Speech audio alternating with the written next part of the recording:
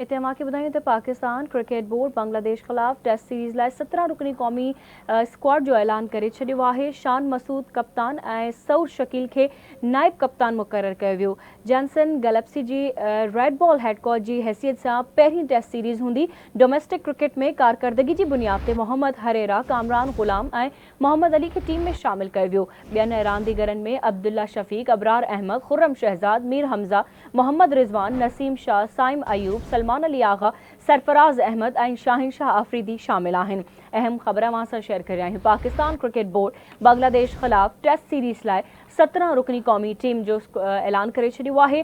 शान मसूद कप्तान, सऊद शकील खे नाइब कप्तान मुक़ररु कयो वियो। जॉनसन गैलेक्सी जी रेड बॉल हेड कोच जी हैसियत सां पहिरीं टेस्ट सीरीज़ हूंदी। डोमेस्टिक क्रिकेट में कारकर्दगी जी बुनियाद ते मोहम्मद हरेरा, कामरान गुलाम, मोहम्मद अली ऐं ॿिया टीम में शामिल आहिनि। ॿियनि रांदीगरनि में अब्दुल्ला शफ़ीक, अबरार अहमद, खुर्रम शहज़ाद, मीर हमज़ा, मोहम्मद रिज़वान, नसीम शाह, साइम अयूब, सलमान अली आगा, सरफराज अहमद ऐं शाहिन शाह आफरीदी शामिल आहिनि।